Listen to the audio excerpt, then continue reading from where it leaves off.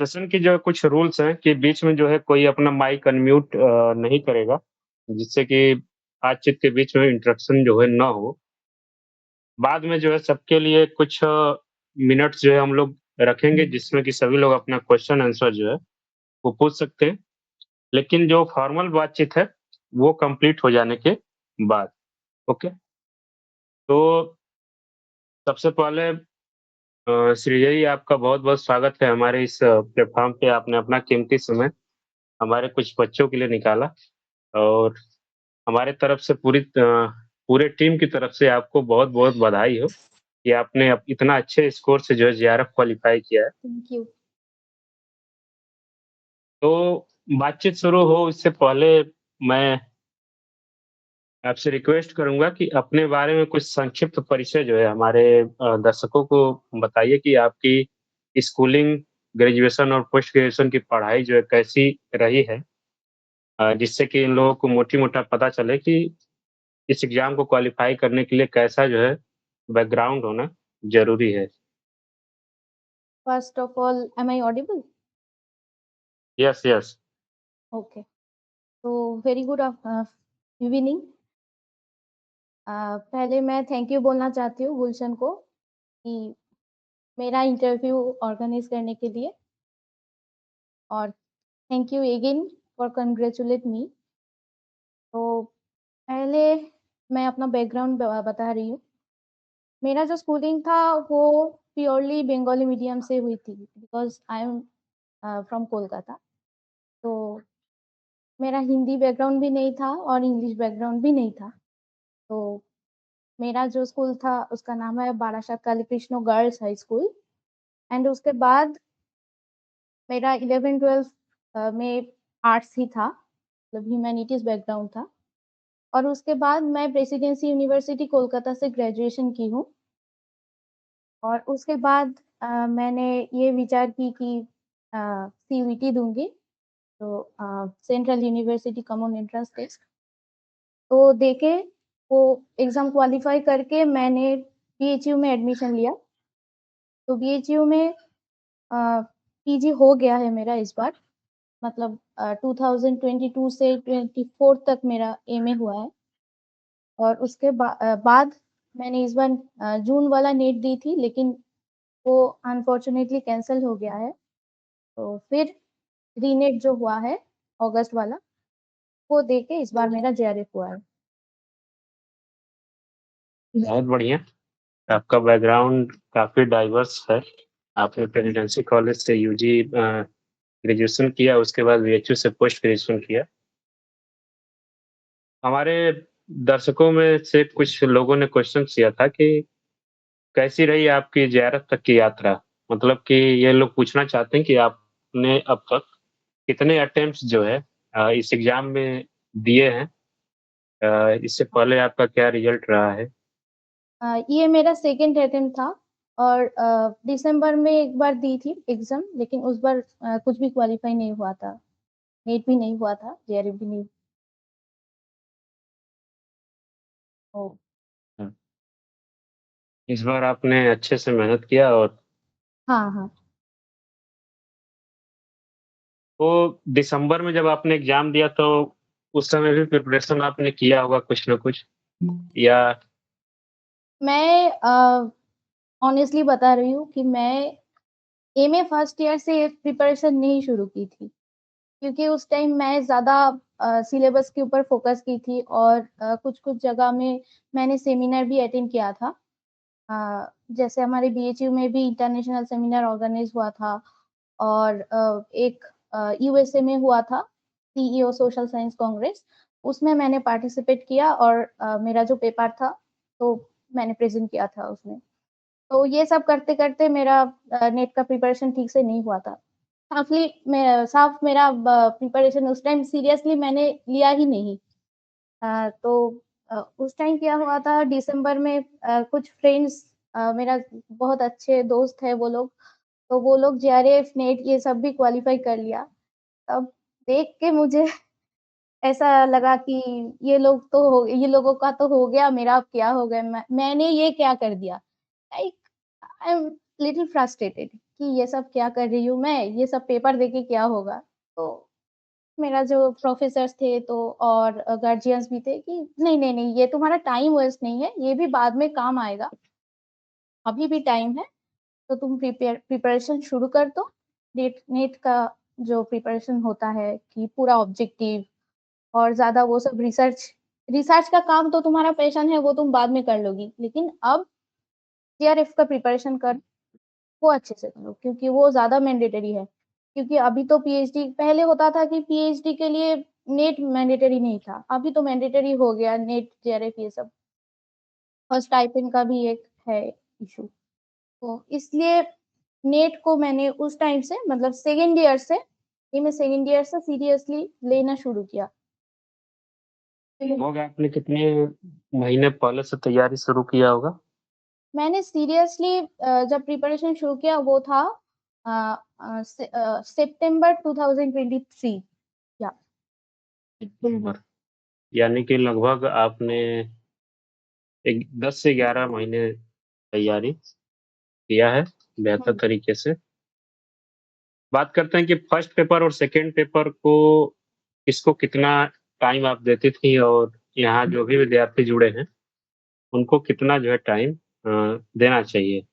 आपने ऐसे first paper पे भी कुछ स्पेसिफिक फ़ोकस किया था या आपने बस सेकंड पेपर को ही बेहतर तरीके से पढ़ा था?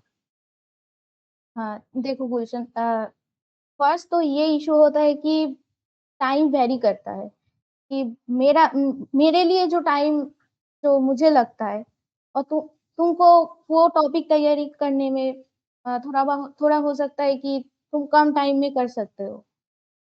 मुझे टाइम ज़्यादा लगता है, ऐसा भी इश्यू चलता रहता है।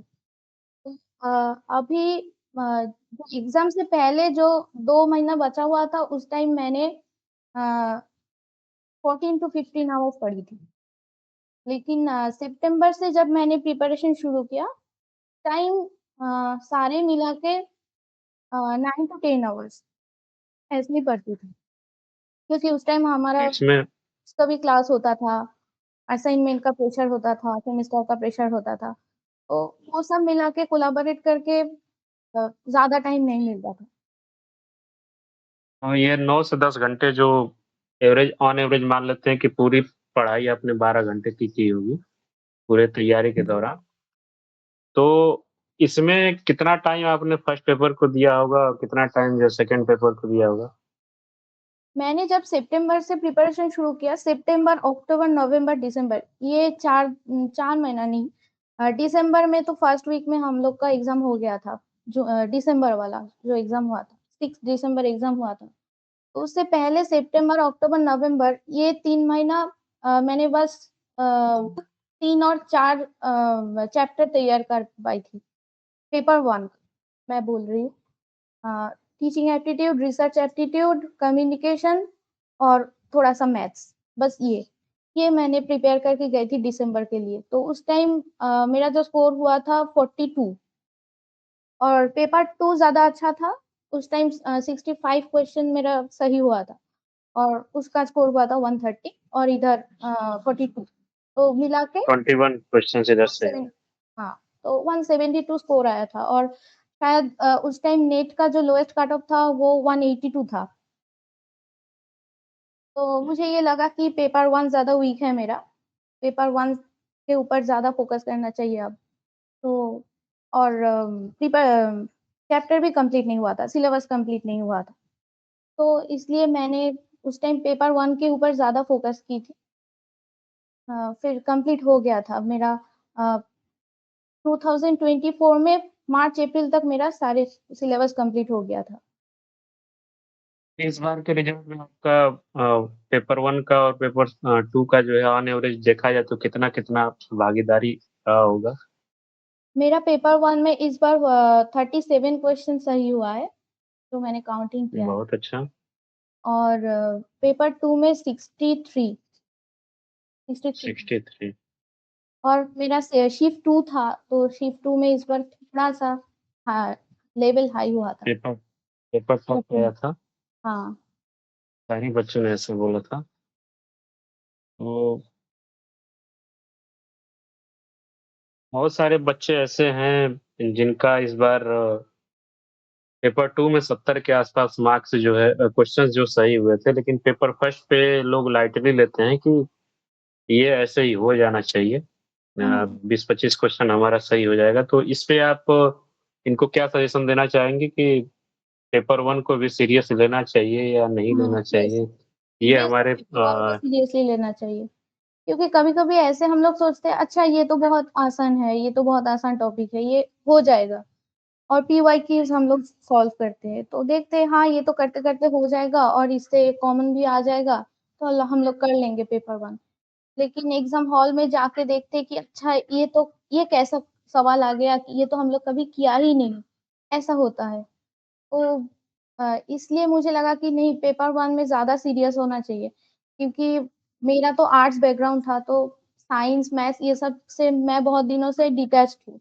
तो इसलिए मैथ्स में भी थोड़ा-सा डर लगता था मुझे। तो इसलिए इस बार मैथ्स और लॉजिकल रीज़निंग जो है उसके ऊपर मैंने फ़ोकस की थी। मेरा ऐसा मानना है कि जितना ज़्यादा हम लोग पेपर 1 को अच्छे से प्रिपेयर करेंगे, उतना ज़्यादा हमारे पेपर 2 से प्रेशर कम होगा। जैसे कि बहुत सारे ऐसे लोग हैं कि जिनका 75 क्वेश्चन तक सही हुआ है पेपर सेकंड में, लेकिन वो जो है स्कोर पेपर 1 में नहीं कर पाए। तो हुँ, ऑन एवरेज कोई कितना भी ब्रिलियंट हो जाए तो 75 जो मैक्सिमम माना जाता है कि इससे ऊपर जो बहुत ज़्यादा सुपरनैचुरल पावर होगी जिसके पास, उसका जो है सही होने का चांस है। लेकिन पेपर 1 पे जितना ज़्यादा फ़ोकस करें हम लोग तो उतना ज़्यादा प्रेशर हमारा सेकंड पेपर से कम होगा। बात हुँ, करते हैं कि अगर कोई तैयारी शुरू करना चाहता है, जैसे कि बहुत सारे इसमें स्टूडेंट्स होंगे जो सेकंड सेमेस्टर में होंगे, बहुत सारे थर्ड सेमेस्टर में होंगे। तो वो अपनी तैयारी हम लोग बारी-बारी से बात करेंगे। सबसे पहले बताइए कि फर्स्ट पेपर की तैयारी जो है कैसे शुरू करना चाहिए? इसके लिए जो प्रीवियस ईयर क्वेश्चन पेपर कितना ज़्यादा इम्पोर्टेंस रखता है और इसके लिए कौन-कौन से रिसोर्स को हम लोग फॉलो कर सकते हैं? देखो एक तो बेसिक बुक होता है पियर्सन का जो केवीएस केवीएस मॉडल हाँ। तो वो तो बेसिक बुक होता है लेकिन पहले से मेरे लिए जैसा हुआ था कि मैंने पहले वो बुक खरीद लिया और देख के लगा कि बाप रे! ये सब क्या है? ये तो मेरा दिमाग के ऊपर से जा रहा है, कुछ भी समझ नहीं आ रहा है और क्वेश्चन देख रही हूँ एक जैसा और ये डिफरेंट है, तो मुझे फर्स्ट में कोई आइडिया नहीं था कि ये पढ़ के ये क्वेश्चन कैसे सॉल्व करें? तो मैंने मेरा कुछ दोस्त ने ऐसा सजेशन दिया कि तुम किसी एडुकेटर के साथ जुड़ो, उनका जो चैनल होता है, चैनल से कुछ सब्सक्रिप्शन वगैरह ले लो। तो मैंने ऐसा किया किया भी है, मेरा भी एक सब्सक्रिप्शन था, तो वो लोग बहुत अच्छा स्टडी मटेरियल्स भेजते थे, तो मैं वहाँ से ही पढ़ती थी, पेपर 1 ज़्यादा। केवीएस मैदान जो है समझना थोड़े लिए अपने आप में एक टफ काम है, क्योंकि पहली बार हाँ। में ये समझ में नहीं आती है। और बात करते हैं कि प्रीवियस ईयर क्वेश्चन पेपर का हुँ, क्वेश्चन होता है, कंसेप्चुअल जो है थोड़ा-सा अंडरस्टैंडिंग वाला क्वेश्चन, वो कोई समझने में हेल्प करेंगे तो ठीक है,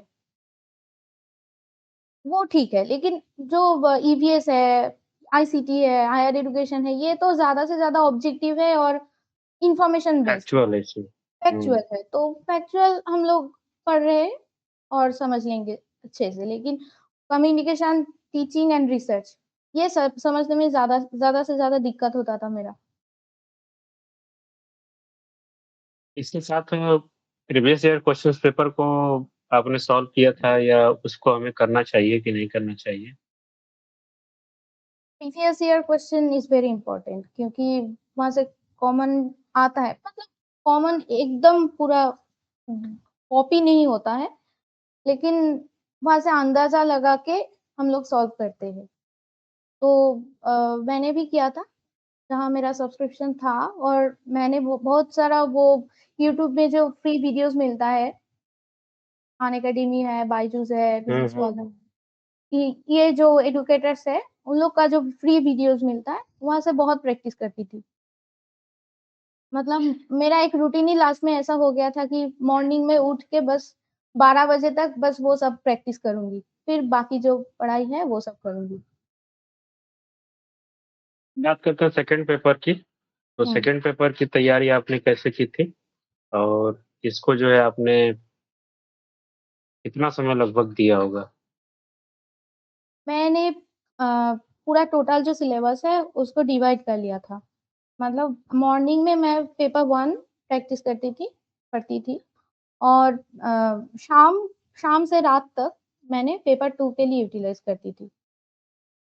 तो पेपर 2 के लिए बेसिक जो बुक है मतलब उपिंदर सिंह एंशिएंट के लिए, मिडीवल के लिए सतीश चंद्र और मॉडर्न के लिए शेखर बंदोपाध्याय।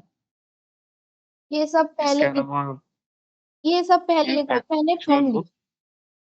हुँ, हाँ, पहले ये सब पढ़ लिया कांसेप्ट क्लियर करने के लिए, क्योंकि कांसेप्ट अगर क्लियर नहीं होगी तो उसके ऊपर जो अ, ऑब्जेक्टिव क्वेश्चन ऐसे-ऐसे जमता है ना, वो रटने में थोड़ा दिक्कत होता है, तो इसलिए कांसेप्ट इज़ वेरी इम्पोर्टेंट।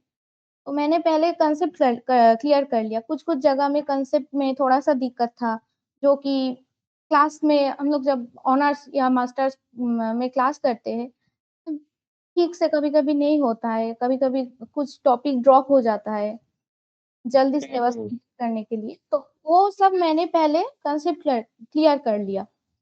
फिर मैंने जो ऑब्जेक्टिव टाइप जो क्वेश्चन है उसके लिए आर्या कॉम्पिटिशन का जो बुक है हिंदी में है। मेरा लैंग्वेज बहुत ही प्रॉब्लम होता था पहले कि कुछ फ्रेंड सजेस्ट किया था कि तुम आर्या कॉम्पिटिशन पढ़ो। मैंने कहा ये तो भाई हिंदी में है, मैं हिंदी कैसे पढ़ूँ? तो वो लोग कहा कि तुमको हिंदी नहीं आता है? तो मैंने हिंदी तो मैं थोड़ा-थोड़ा बोल लेती हूँ, लेकिन पढ़ना तो ये तो बहुत ही मुश्किल हो जाएगा क्योंकि शुरू से मैंने बस बंगाली इंग्लिश ऐसे ही किया। लेकिन हिंदी कैसे, कहाँ से पढ़ूँ? तो पहले ये होता था कि मैं 1 घंटा से बस एक ही पेज को पढ़ा मैंने। हुँ। तो धीरे-धीरे, धीरे-धीरे स्पीड बढ़ते जा रही थी। मैं भी लोगों को सजेस्ट करता हूँ कि अगर आप थोड़ा भी कंफर्टेबल हैं हिंदी में तो एक बार आर्या जो है आपको ज़रूर देखनी चाहिए। हुँ। क्योंकि उस लेवल की बुक इंग्लिश मुझे अब इंग्लिश इंग्लिश में ऐसे बुक इंग्लिश मीडियम में कोई नहीं दिखी है। हुँ। और जो एक मैंने सुना भी था यूथ कॉम्पिटिशन ऐसा भी कोई बुक था। तुम भी लास्ट में मुझे सजेस्ट किए थे, उस टाइम खरीदने का टाइम नहीं था मेरे पास और मैंने पढ़ने की एजीपी सजेस्ट किया था कि प्रीवियस ईयर के लिए राइट। आपके हुँ, हुँ, हुँ। हुँ। एजीपी और यूथ ये भी अच्छा है। हाँ, ये दोनों बुक ठीक है लेकिन यूथ के कंपैरिज़न में जो है एजीपी ज़्यादा बेहतर है। और एक बुक और सौरभ चौबे का हुँ, हुँ। बंगाली सौरभ चौबे की एंशिएंट और कंप्लीट किया हुआ है। तो इसलिए मैंने जल्दी सौरभ से बंगाली ऑर्डर कर लिया और पूरा एकदम फर्स्ट टू एंड मैंने वो बंगाली जो सौरभ चौबे का जो ट्रांसलेटेड वर्ज़न है वो मैंने पढ़ लिया। तो एंशिएंट और मिडिवल के लिए मैंने पूरा सौरभ चौबे के ऊपर ही फ़ोकस की हूँ। और प्रीवियस ईयर क्वेश्चन पेपर को सॉल्व किया था आपने? हाँ, हाँ, वो भी सॉल्व की थी। वो जो यूट्यूब में जो क्लास होता है वहाँ से कर लिया। क्लासेस से सॉल्व किया था। लगभग कितने साल पहले तक के क्वेश्चंस को सॉल्व करना चाहिए विद्यार्थियों को? Last 5 years last 5 year last 5 years बहुत अच्छा। दोनों शिफ्ट में जो होता है, वो सॉल्व करना चाहिए। कल ही मैंने किसी का स्टेटस देखा था कि नेट जो है वो मेहनत से होता है और जेआरएफ किस्मत से। आपका क्या मानना है? ये तो मैंने भी देखा है किसी का स्टेटस। ये 50% बात तो सही है। लाख इज़ वेरी क्योंकि इम्पोर्टेंट। मेरा मेरे मानना भी है कि ऐसे नेट और जेआरएफ में करते थे, वो भी मुझे बताता था कि क्या पढ़ रहे हैं और मैं भी बताती थी, लेकिन ऐसा हुआ है कि उसका बस नेट हुआ है, मेरा जेआरएफ हो गया। हम दोनों का प्रिपरेशन सेम ही चल रहा था। मेरा मानना है कि नेट और जेआरएफ में किस्मत से ज़्यादा फर्स्ट पेपर मैटर करता है। हाँ, शायद। जिसका फर्स्ट फर्स्ट पेपर जिसका ज़्यादा बेहतर है, जैसे कि आपने 63 क्वेश्चन सेकंड पेपर में सही किया, 37 जो आपका one of the best score देखा जा सकता है। ये ज़्यादा आपके लिए कारगर साबित हुआ है। पास्ट पेपर में कभी-कभी हाँ। DI गलत हो जाता है और सॉल्व करने का टाइम नहीं मिलता है, टाइम इश्यूज़ हो जाता है। तो टाइम फर्स्ट पेपर में कम हो जाता है क्योंकि DI सब लोग करते नहीं है, करके नहीं जाता है और ये ऐसा है कि अगर आपको समझ में आया तो पाँचों के पाँचों क्वेश्चन सॉल्व हो गए, हुँ, नहीं समझ में आया तो पाँचों के पाँचों रॉन्ग हो गए। हुँ, हुँ। तो ज़्यादा जैसे कि मैंने मैं जब बोलता हूँ दिसंबर में जब एग्ज़ाम दी थी, उस टाइम मैंने छुआ भी नहीं DI को। DI मैंने बस तुक्का मार के चली गई। लेकिन इस बार मैंने पूरा 5 क्वेश्चन को सॉल्व करके आई हूँ। बहुत बेहतर। कुछ लोग ऐसे होंगे जो हमारे साथ जुड़े होंगे, 2-3 बार से एग्ज़ाम दे रहे होंगे, इस बार दिया होगा। उन लोगों का जो है इस बार पॉज़िटिव रिज़ल्ट नहीं रहा होगा। तो ऐसे लोगों को आप क्या सजेशन देना चाहेंगी? मतलब और एक बार पूछो क्लियर नहीं हुआ तुम्हारा। कुछ लोग ऐसे होंगे हमारे साथ जो यहाँ जुड़े होंगे हमारे साथ में, इस बार एग्ज़ाम दिया होगा या 2-3 बार से लगातार दे रहे हो। रिज़ल्ट उनका जो है पॉज़िटिव नहीं रहा होगा, यानी कि नेट या जेआरएफ जो है क्वालीफ़ाई नहीं हुआ होगा। हुँ, तो वो लोग अक्सर जो है इस समय डिप्रेशन के माहौल में चल रहे होंगे थोड़ा बहुत, तो हुँ। उनको क्या सजेशन आप देना चाहेंगी? देखो मेरा सजेशन ये है कि फ़ोकस करना बहुत इम्पोर्टेंट है क्योंकि बहुत सारे लोग ऐसे होते हैं कि सारे एग्ज़ाम साथ में दे रहे हैं। सारे एग्ज़ाम्स का पैटर्न अलग है, सिलेबस अलग है, मतलब फ़ोकस ठीक नहीं है। जब तुम्हारा एम सही नहीं होगा तब कैसे एग्ज़ाम क्वालीफ़ाई होगा? तो जब फ़ोकस। वाला जो एग्ज़ाम हुआ था, उस टाइम भी मेरा प्रिपरेशन बहुत अच्छा था, ऐसा नहीं है। क्योंकि उससे पहले ही जस्ट हम लोग का वो इतना बड़ा-सा डिसर्टेशन सबमिट हुआ था। वो करते-करते 2 महीना तो मेरा चला ही गया पूरा, उसके पीछे। और उसके बाद सेमेस्टर आया, फिर उस टाइम हम लोग बीएचयू में थे, तो बीएचयू से यहाँ मतलब कोर्स जब कंप्लीट हो गया, हॉस्टल छोड़ना पड़ा, ये सब बहुत कैओटिक सिचुएशन था उस टाइम। तो वो सब करते-करते ज़्यादा प्रिपरेशन नहीं हो पाई थी, मुझे भी और जून वाला एग्ज़ाम देके मैं ज़्यादा सैटिस्फाइड भी नहीं थी। उस टाइम शायद मेरा नेट हो जाता लेकिन जेआरएफ नहीं हो पाता। जो 2-3 महीने 2 महीने लगभग मिले हैं उसको हाँ, आपने अच्छे से यूटिलाइज़ किया। मतलब पूरा एकदम फ़ोकस होके। ये तो मैंने बोला भी लगभग था कई सारे दो लोगों से कि इस बार तो एक दिन 15 या 16 आवर्स भी हम पढ़ते थे। रिज़ल्ट में दिख रहा है कि आपका मैंने देखा था कि 99.91 91 परसेंटाइल थी। लगभग आप 100 परसेंटाइल के पास ही हैं। तो दिख रहा है कि आपने कितना ज़्यादा मेहनत किया है। लास्ट 2 महीना मैंने पूरा डेडिकेट कर दिया। हुँ, हुँ। अब किसी का क्वेश्चन्स है इसके अलावा सब्सक्रिप्शन को छोड़ के, क्योंकि सब्सक्रिप्शन जो है मैं बाद में बता दूँगा आपको कि इन्होंने किस प्लेटफ़ॉर्म से जो तैयारी किया था। आप हमसे मैसेज करके पूछ लीजिएगा। उसके अलावा अगर कोई और कोई क्वेश्चन पूछना चाहता है तो माइक अनम्यूट करके पूछ सकता है। बताइए उमाशंकर।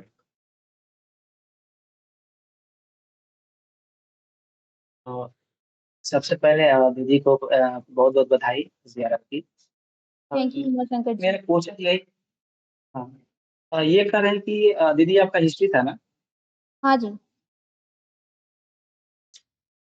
तो हम यही पूछ रहे थे कि जैसे कि हिस्ट्री एक तरह से समुद्र टाइप में लगता है, मतलब कि इतने सारे फैक्ट्स हैं कि उसको रटते-रटते मतलब कि एक रटते तो एक निकल जाता है। हुँ। तो कुछ इसमें क्या आप कुछ ऐसा बता सकती हैं जिससे मतलब कि अ, मतलब जो महत्वपूर्ण है, क्या छोड़े, क्या ना पढ़े, मतलब एक तरह होता है ना, इस टाइप में, कुछ अच्छा, बताइए? तो मैं ये कहूँगी कि छोड़ो ही मत। क्योंकि लास्ट में तुमको क्या-क्या याद रहेगा इसका कोई गारंटी नहीं है। तुम पढ़ते जाओ, कुछ छोड़ो मत। एक बार तो सारा कुछ पढ़ना ही पड़ेगा। हुँ, सिलेबस एक बार पूरी तरीके से कंप्लीट करिए। उसके बाद हुँ, कुछ-कुछ स्पेसिफिक वीक पॉइंट्स होता ही, जैसे कि मेरा जो वीक पॉइंट्स था वो है मराठा हिस्ट्री, मुझे कभी भी याद नहीं होता है। हमारा भी वही है। तो वो पहले एक बार पढ़ ली थी मैंने, लेकिन ला और बीच में कभी मैंने पढ़ा नहीं, एकदम लास्ट में, बस फर्स्ट में और लास्ट में।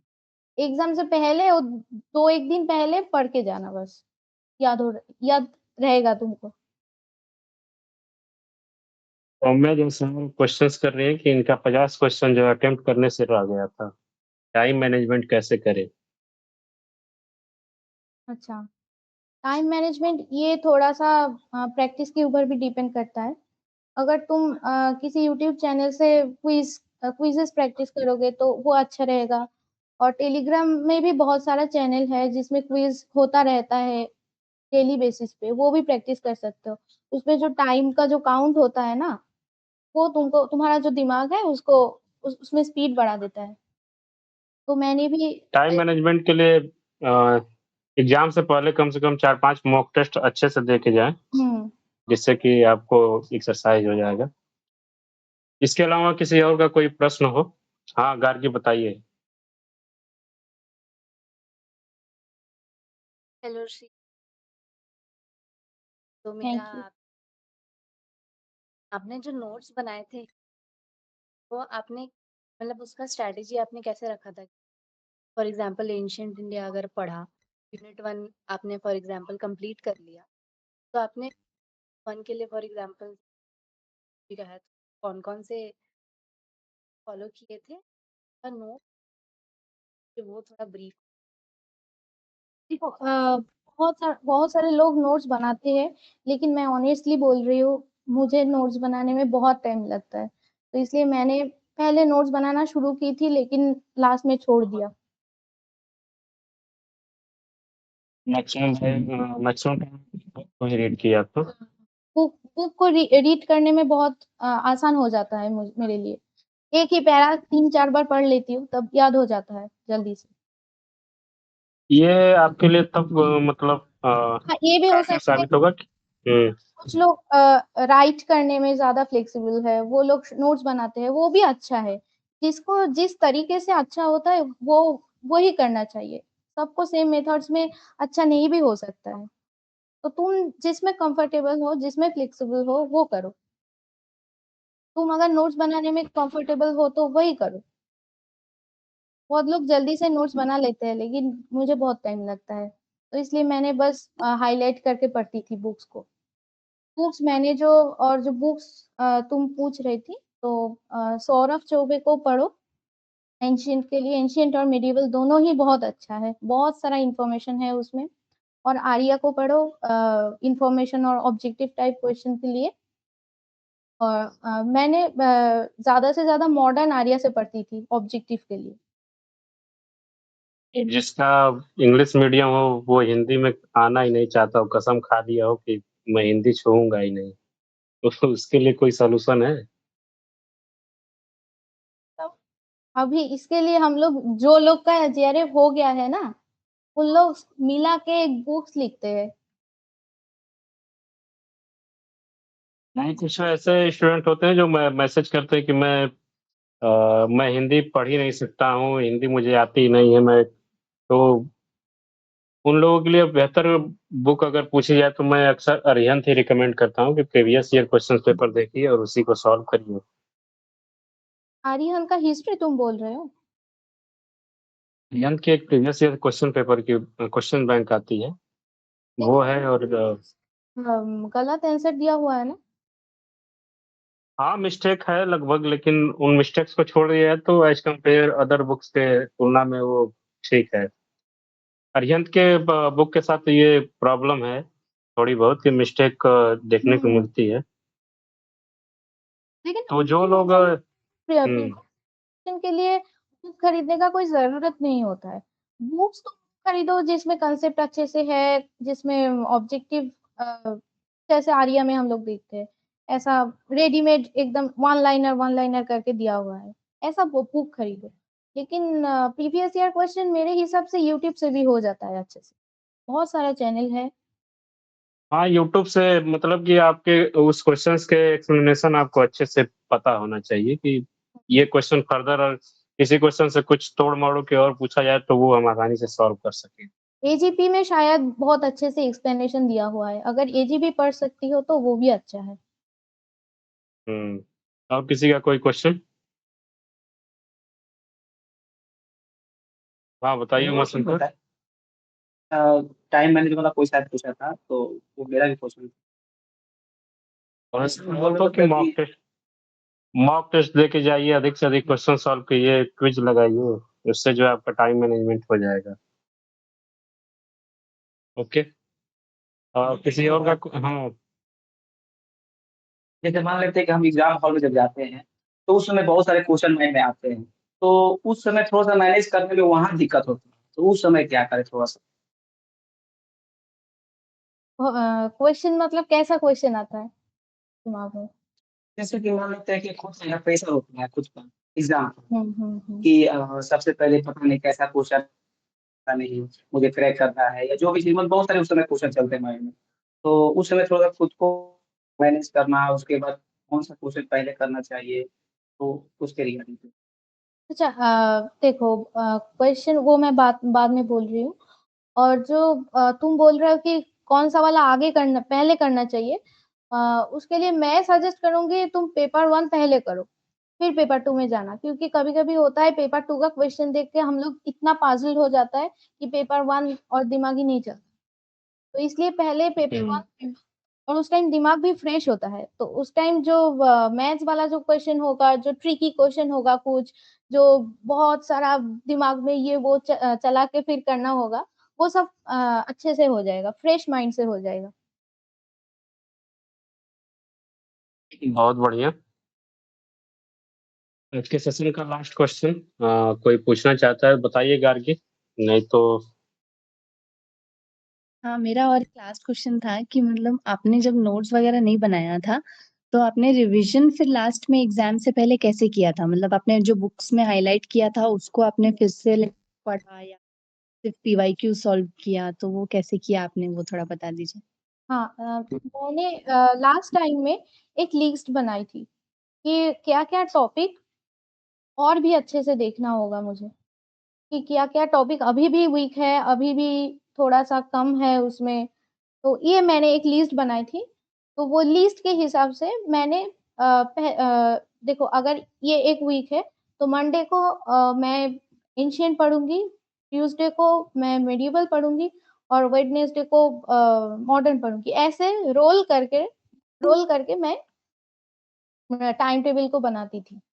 तो जो टॉपिक मैंने लिखी थी वो उसके हिसाब से जो सोच लो सौरभ चौबे से ही मैं पढ़ूँगी, तो वो करती थी। तो ठीक एक है। शेड्यूल होना चाहिए, एक टाइम टेबल बना लेना चाहिए ताकि जो मेरा टारगेट है वो अच्छे से फुलफिल हो पाए। तो इन पूर्व विद्यार्थियों की तरफ से आपको बहुत-बहुत धन्यवाद कि आपने हमारे लिए इतना कीमती समय निकाला आपने और हमारे इन पूरे परिवार की तरफ से आपको फिर से एक बार जेआरएफ क्वालीफाई होने के लिए बहुत-बहुत शुभकामनाएँ। Thank you. भगवान करे कि आपका एडमिशन अच्छी जगह हो जाए जहाँ आप चाहती हो, ठीक है? हुँ, कोई हैंड ओके। रेज़ किया है? हाँ, उमाशंकर बताइए कुछ कहना चाहते हैं क्या या कोई और हो जो कुछ कहना चाहता हो? नहीं, मेरा नहीं। ओके। किसी का और कोई प्रश्न हो तो पूछ सकता है, नहीं तो फिर हम लोग विदा लेंगे आप लोगों से। ठीक है फिर, मिलते हैं किसी और टॉपर के साथ किसी और वीडियो में। Thank you so much Srijay. Thank you to all.